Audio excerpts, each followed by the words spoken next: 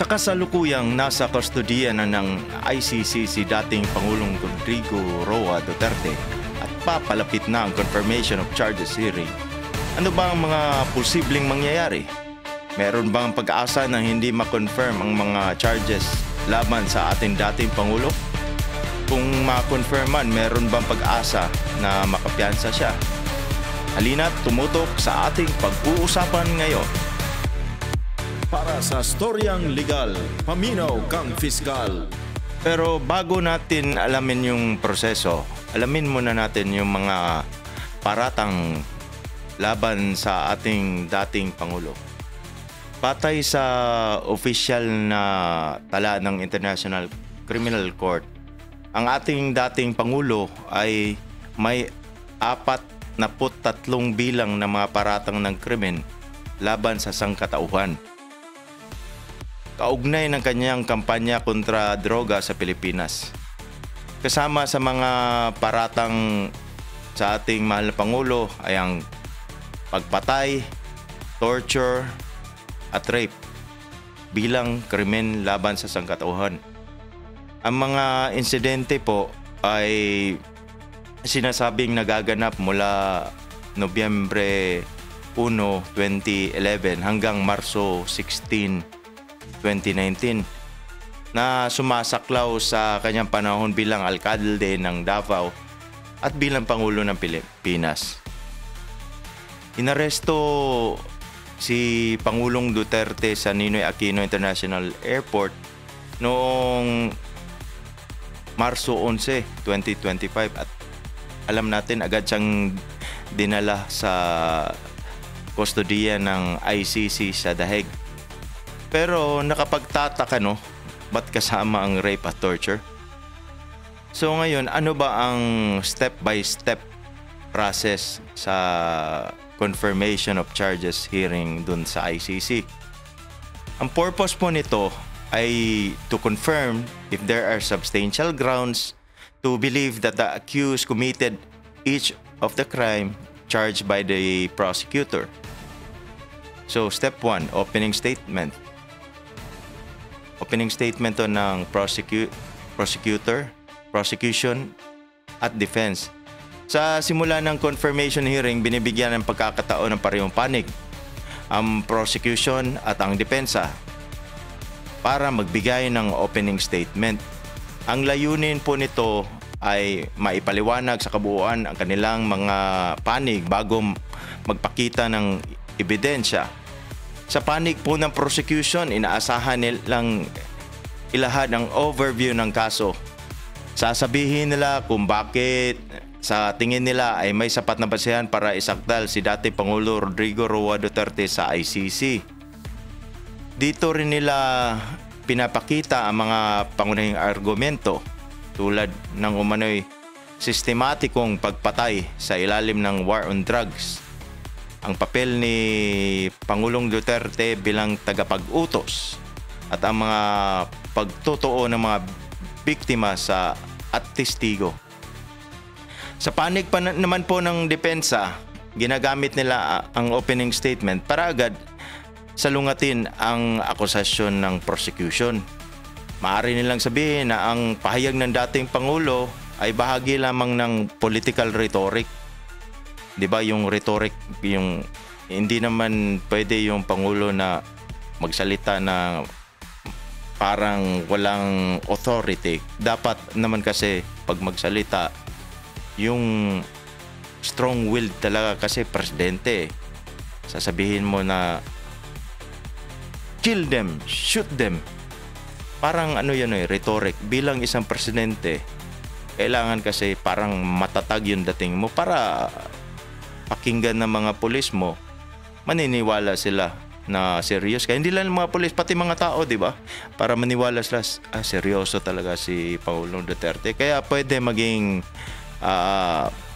depensa nila na yung mga talumpati niya, mga salita niya ay mga rhetoric lang, hindi direktang utos para pumatay.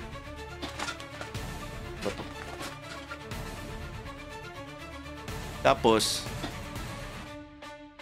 maaari rin nilang ipunto na hindi dapat hindi dapat saklaw ng ICC ang kaso dahil sa prinsipyo ng subsidiarity o paniniwalang may kakayahan ang sarili nating bansa para gawin ang investigasyon.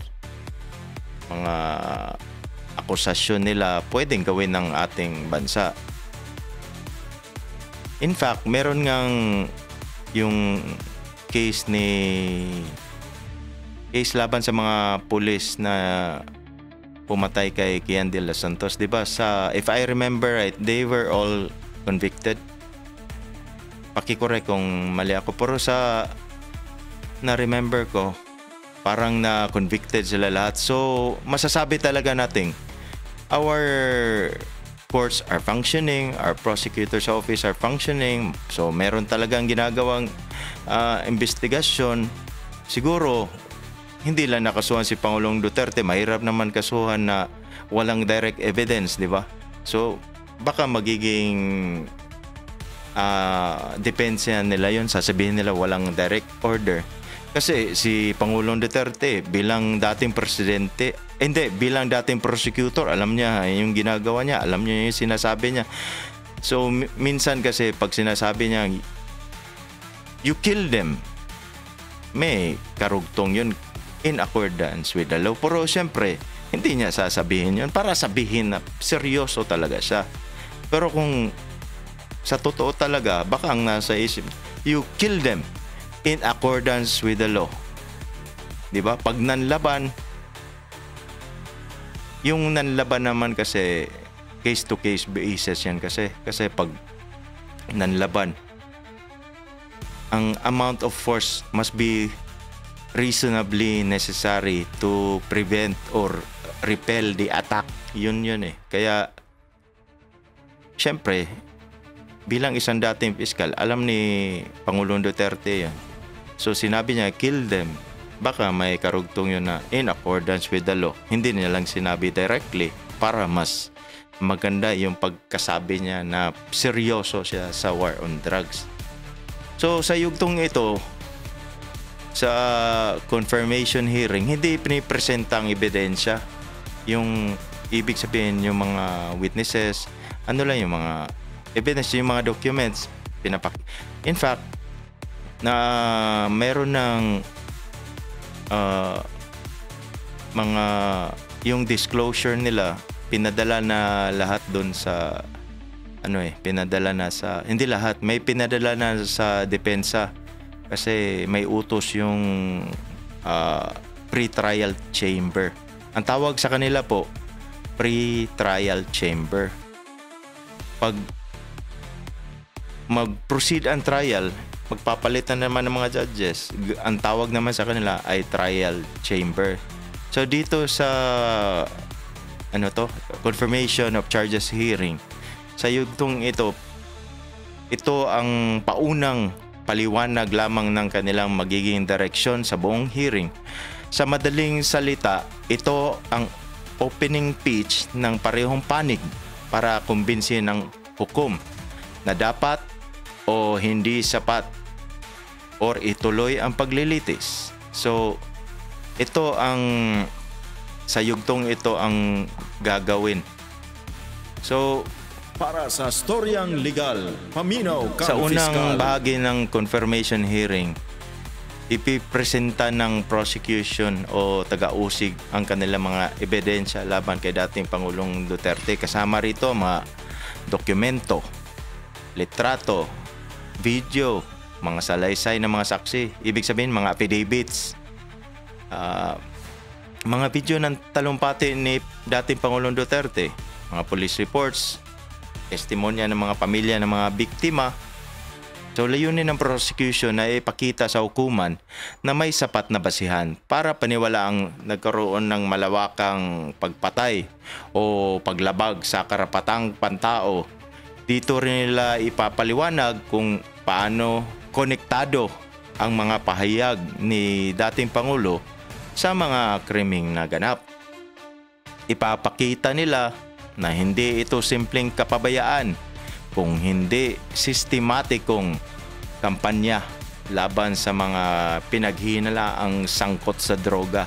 Para So, sa storyang legal, layunin ng paminaw prosecution, kang piskal. patunayan na may sapat na basihan ang mga paratang para ituloy ang paglilitis. So, sa ikalawang bahagi, bibigyan naman ng pagkakataon ang kampo ni dating Pangulo para ipagtanggol ang kanilang panig. So, maaari silang magsumite ng sarili nilang mga ebidensya, eksperto, para kontrahin ng mga akusasyon. Karaniwang argumento dito ay kakulangan ng direktang ebidensya, direct evidence. Yan ang karamihan walang direct evidence. Puro circumstantial evidence lang. Maaari nilang sabihin hindi sakop ng ICC ang kaso o may motibong politikal ang mga pag-aakusa sa kanya. Para sa storyang Pwede legal, nilang igiit paminaw kang na walang piskal. direktang utos sa pagpatay. Pwede nilang sabihin na ang mga tulumpati niya ay rhetorical lamang bilang isang pangulo ng bansa para ipakita niya sa sambayanan na seryoso siya sa kanyang laban sa droga. At ang mga kaso ay naiimbestigahan sa Pilipinas. So, dapat may complementarity. Yun ang sasabihin din siguro nila na meron namang investigasyon sa Pilipinas, meron na naparusahan. Sa madaling salita, sasabihin siguro nila na ginagawa naman ng Pilipinas ang trabaho nito. So walang lugar ang ICC dito, 'di ba? So sa pang-apat na step, sa yugtong ito ng confirmation hearing, maririnig naman ang panig ng mga biktima. Hindi direkta mula sa kanila, kundi sa pamamagitan ng kanilang mga lawyers, mga abogado na tinatawag na Legal Representatives of Victims or LRV.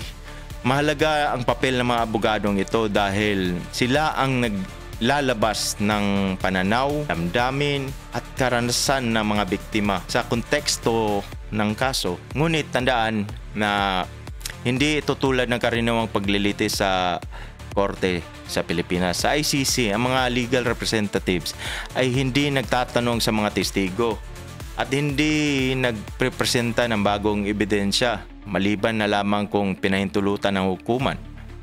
Ang kanilang layunin ay magsumite ng oral statements o legal na argumento batay sa ebidensyang iniharap ng prosecution at sa testimonya ng mga biktima.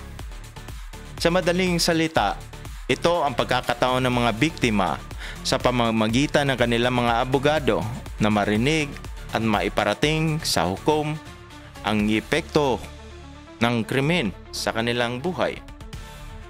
Habang hindi sila pangunahing partido sa kaso, ang kanilang presensya ay magbibigay naman ng lalim at magbibigay ng muka sa mga datos at mga ebidensyang inihain ng prosecution. So, importante rin yung mga side ng mga biktima.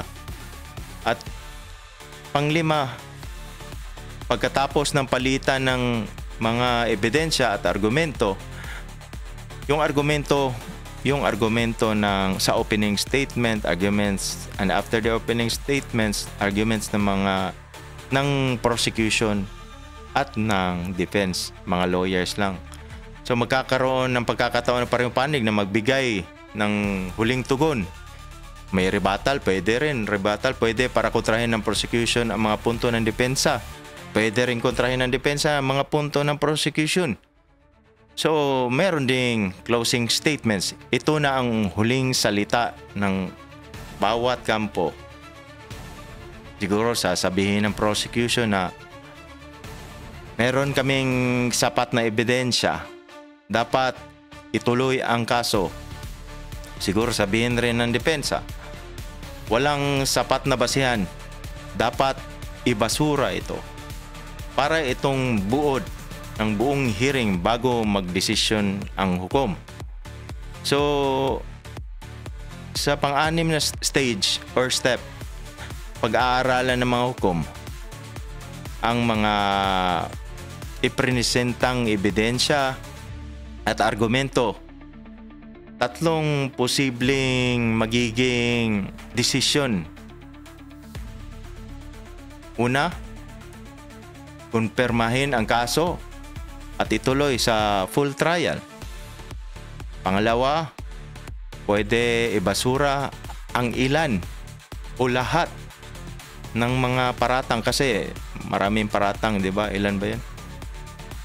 43. So, pwedeng merong ibabasura at pwedeng lahat naman ibasura or pwede naman walang maibasura. So, pwede rin, pangatlong posibleng magiging desisyon ay humingi ng karagdagang ebidensya kung kailangan pa ng paglilinaw. Ang kanilang desisyon ng pre-trial chamber po ay ilalabas sa isang written na desisyon na may paliwanag sa kanilang mga hatol. So ngayon na natapos na natin ang pag-uusap natin sa proseso, tatalakayin naman natin ang mga nangyari sa confirmation hearings ng mga dating akusado ng ICC. Ano ang mga parata sa kanila at ano ang mga naging hatol ng ICC. Si Thomas Lubanga Jello ay ang kauna-unahang taong natulan ng International Criminal Court. Isa siyang leader ng rebelde mula sa Democratic Republic of the Congo na nag-recruit ng mga batang sundalo upang lumaban sa digmaan sa Ituri noong 2002 to 2003. Ang mga paratang sa kanya ay ang krimen ng pag-recruit ng mga batang sundalo wala pang 15 taong gulang. Itong mga batang to ang mga ginamit niya sa mga armadong labanan. Noong March 2012, napatunayang guilty si Lubanga. Sinintensyahan siya ng 14 na taon. Mataas din, 14 na taon na pagkakakulong. Isa ito sa mga landmark cases ng ICC.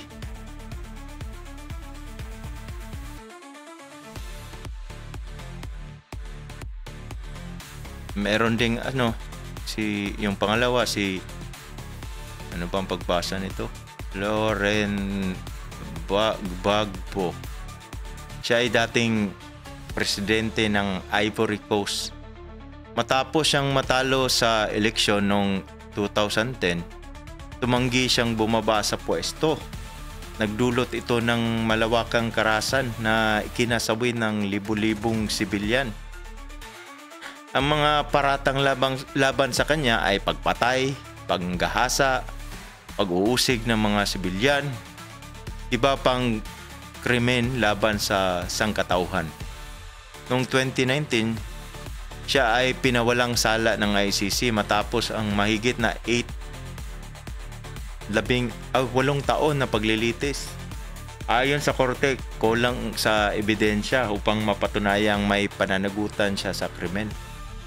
So, kahit nga acquitted siya, matagal ding nakulong, di ba? Mahigit 8 taon na paglilitis yun. So, matagal-tagal rin siya sa ICC. Pangatlo, si William Ruto. Ito si William Ruto ay kasalukuyang presidente ng Kenya. Siya ay kinasuhan sa ICC dahil sa di umano'y papel niya sa post-election violence noong 2007 to 2008, kung saan libo-libo rin ang nasawi at libo-libo rin ang nawala ng tirahan. Ang mga paratang sa kanya ay ang pagpatay, pag-uusig, papapalayas sa mga sibilyan. Noong 2016, ibinasura ng ICC ang kaso laban kay Ruto dahil sa kakulangan ng ebidensya. Kasi dito, humingi yung mga prosecutors para maging matatag yung yung case against William Ruto. Ang problema ng prosecutor ay tumanggi ang Kenya na magbigay ng mga dokumento gaya na financial records at witness interference pa ang dahilan kaya na-dismiss. Kasi yung financial records kasi kailangan niya ng prosecution to prove, tulad kay, di ba, Pangulong Rodrigo Roa Duterte sa hearing may sinabi na merong bayaran, merong mga reward system. So, tulad din nito kay Ruto, kailangan ng financial records ng prosecutor para makita talaga na every time may pinatay, merong pumapasok na pera doon sa pumatay o sa grupo ng mga pumatay. Kaya, ang problema, kasi itong si Ruto, mahal ng Kenya. So, tumanggi sila na ibigay yung mga dokumento. Tumanggi sila mag-participate sa ICC. Tapos, yung mga witnesses pabago-bago yung mga testimony nila kasi sabi nila ganito. Tapos, binago na naman. Kaya napilitan yung ICC na i-dismiss. Kasi yung mga witnesses sabi nila kasi na alangan naman daw sila hindi magbago kasi nung naging witness la against Ruto, meron daw nag-ano sa kanila, they were forced to testify against Ruto daw. Pero syempre nung wala nang mga threat sa kanilang buhay, nag-testify daw sila in favor of Ruto. So nagbago na naman, so na-dismiss ang case. So pang-apat si Bosco Taganda. Mga halos sa kanila mga itim mga taga Democratic Republic of Congo. Ito siya warlord. Ang tawag sa kanya, siya ay kilala bilang The Terminator. Siya ay isang dating leader militar sa Democratic Republic of the Congo noong 2002 to 2003. Pinangunahan niya ang pag-atake sa rehiyon ng Ituri. Ito Ituri. Parang Tunichi Ituri. Nahaharap siya sa 18 bilang ng mga krimen. 18. Mas marami kay Duterte 43. Kabilang ang pagpatay, panggagahasa, pang-recruit ng mga batang sundalo, pagnanakaw, at pagnanakaw nung Hulyo 8, 2019, July 8, hinatulan siyang guilty ng ICC. Sinintensyahan siya ng 30 taon pagkakakulong, ang pinakamahabang sentensya na naibigay ng ICC. So, ito ang baka kilala nyo, si Jean-Pierre Bemba, Central African Republic.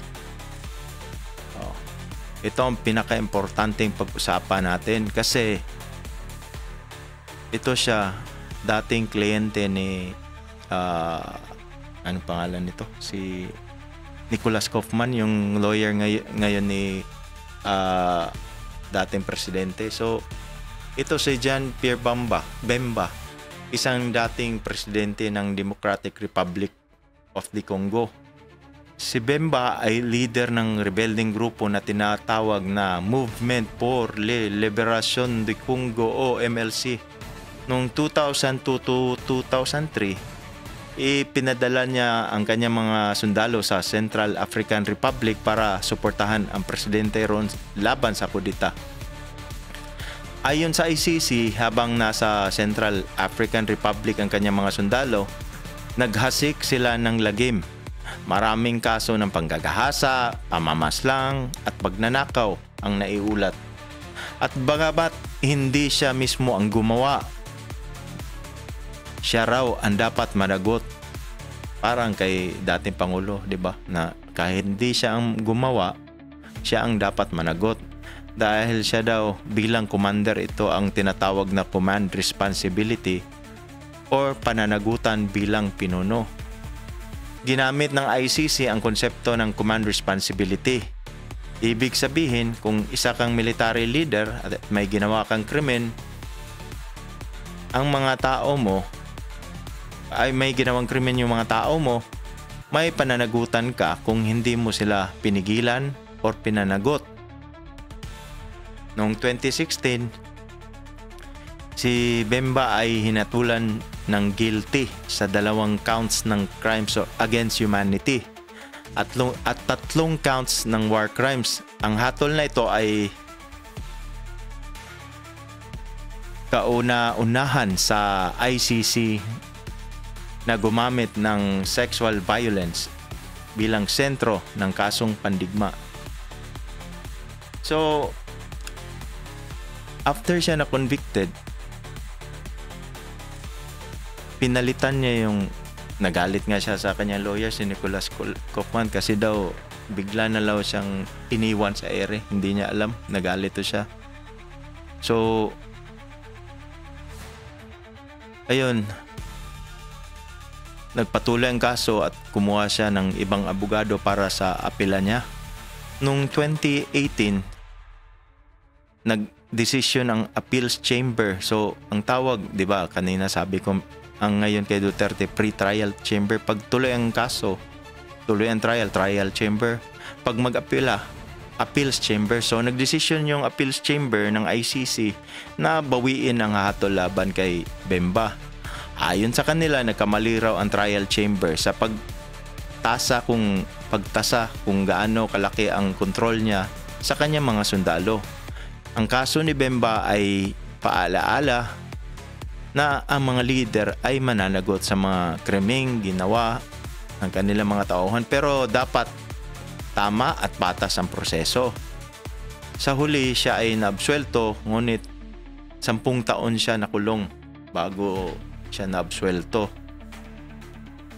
So, ngayon, ano ang masasabi nyo? Sa tingin nyo ba, dapat bang managot ang isang pinuno kung hindi niya direktang ginawa ang krimen, pero alam niya na nangyayari ang mga krimen? I-comment nyo lang sa inyong opinion, ang inyong opinion sa comment section down below. So, pagkatapos magpresenta ang prosecution at defense, the pre-trial chamber has 3 main options.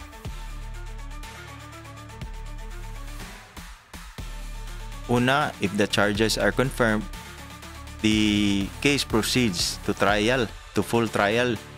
So, ang ating dating Pangulo will remain in ICC custody unless interim release is granted, which is very rare.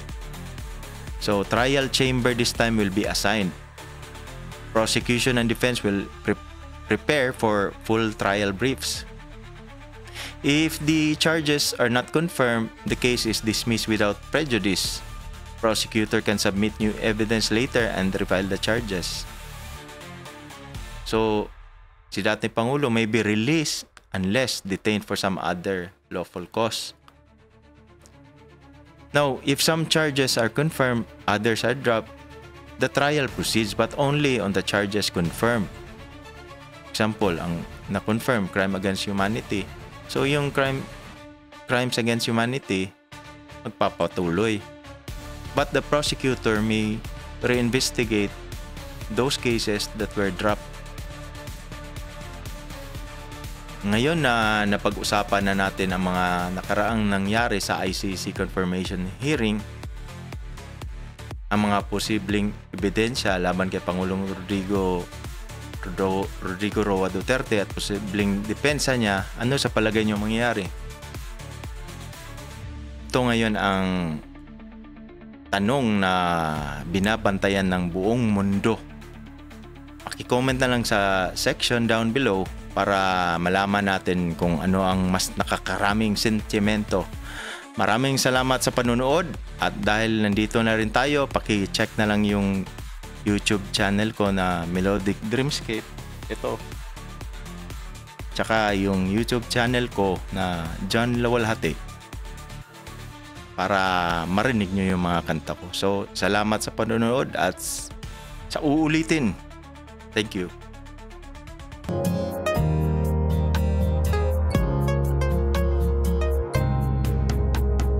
God give me patience to fight my frustrations. Teach me how to wait and be calm in silent prayer. Infuse me with serenity amidst life's much uncertainty. Teach me, Lord, to just be still, letting life bend to your will.